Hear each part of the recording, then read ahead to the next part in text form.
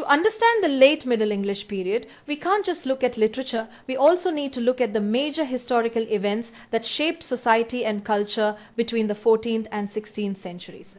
These were times of famine, plague, war, and revolution, but also invention and dynastic change. Let's walk through them step by step. We begin with the Great Famine of 1315 to 1317, the first large-scale crisis of the 14th century. Caused by terrible weather and crop failures, it led to disease, starvation, and crime. Populations declined and prosperity didn't recover until 1322. Then came the Black Death from 1347 to 1352, long before it was asked in exam. This devastating plague killed an estimated 25 to 30 million people across Europe. That specific point was also asked in exam. Brought from Central Asia by fleas on rats traveling trade routes, it wiped out between 30 to 50% of the population. Imagine the effect. Farms were abandoned, authority was questioned, and rebellions soon followed. And it took nearly 200 years for Europe's population to recover. One of the defining conflicts of the age was the 100 Years' War between England and France, and this chronology was once favorite for UGC exam, lasting from 1337 to 1453. At its core, it was a struggle over the French crown and territory. Famous battles include Crécy in 1346, Poitiers in 1356, and Agincourt in 1415. Though England had early successes, France eventually triumphed, thanks in part to Joan of Arc, and this particular point was asked in exam.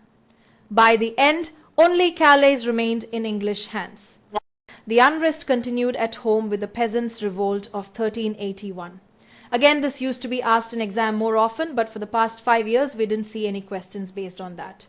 So, fueled by the economic devastation of the Black Death and high taxes from the war, peasants across England rose up.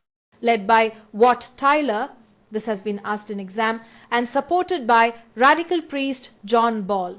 They marched on London, demanding an end to serfdom. Though King Richard II made promises, the revolt was suppressed.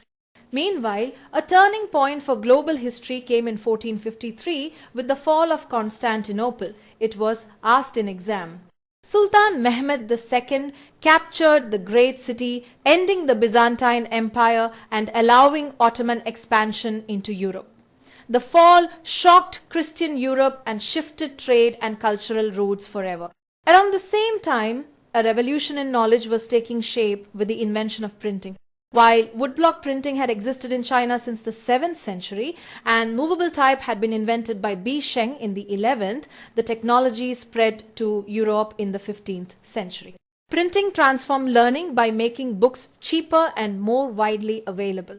Finally, in England, dynastic conflict erupted in the Wars of the Roses from 1455 to 1485.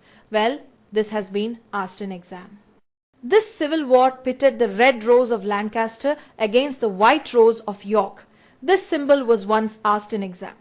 Key battles included Street, Albans, Towton, and finally Bosworth Field, where Henry Tudor defeated Richard III. This victory established the Tudor dynasty, beginning with Henry VII, and brought the wars to an end. So, the late Middle English period was marked by famine, plague, rebellion, shifting empires, and the rise of new technologies. Each event not only shaped society but also left its mark on the literature and culture that followed.